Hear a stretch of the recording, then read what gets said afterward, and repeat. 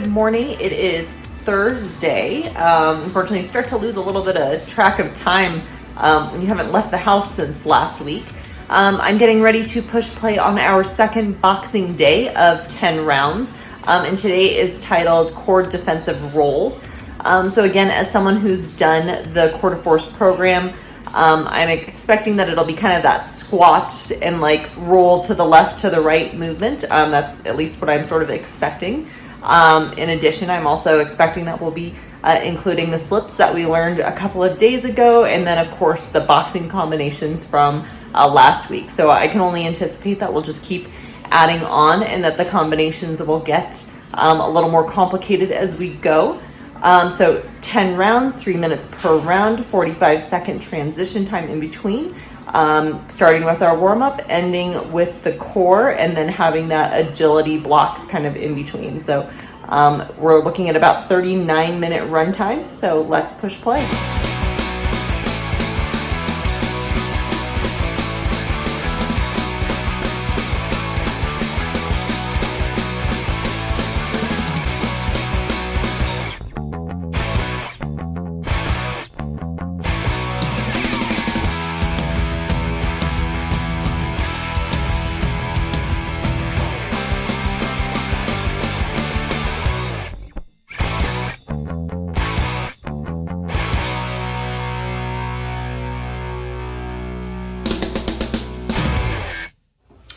Okay, so I just finished up boxing day 2 for week 2, and today was core defensive rolls.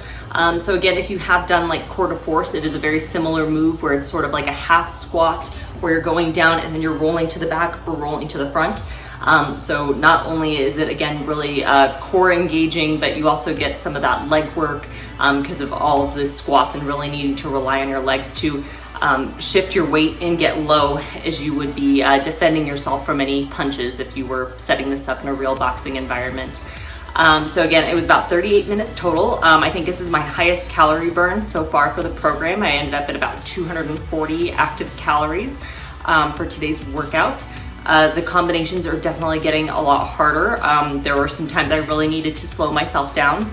You'll hear Joel say it too, to go ahead and just say the moves out loud. So if it's a 1, roll back, 2, whatever it is, you just, say the combination out loud and do it at your own pace. That's totally okay. I think I screwed up so many times on this particular workout.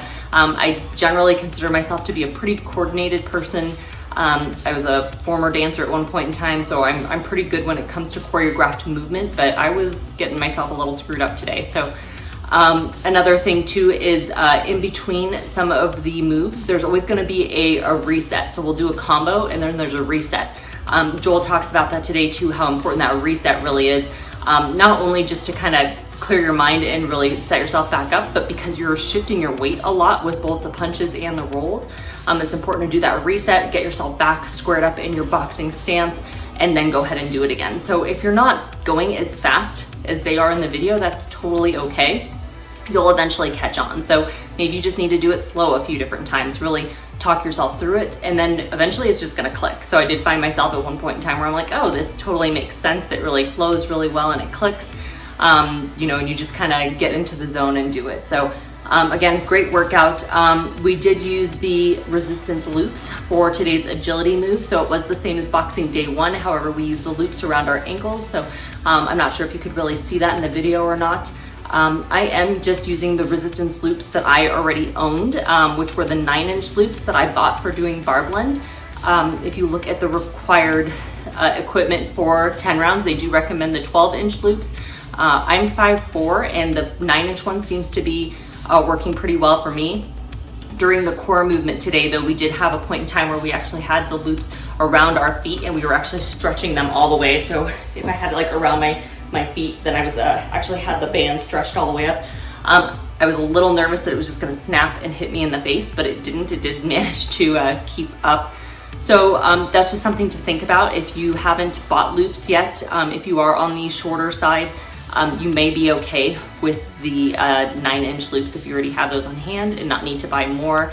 The other thing too is that I consider myself to have pretty strong legs, so I think next time if we're going to use the loops for the agility moves, I would actually bump up to my blue or my green band, just because I'm not really getting a lot of extra resistance on the yellow band. The yellow band is the lightest and the most stretchy of the bands.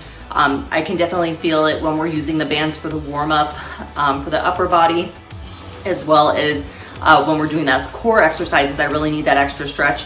But any of the times where we're doing the stuff where we're just kind of squatting or doing kind of squat movements or lateral movements with the yellow band, it's really not making a huge difference for me. So I think next go around I'll definitely level up and at least pull the extra bands out as an option for the next time.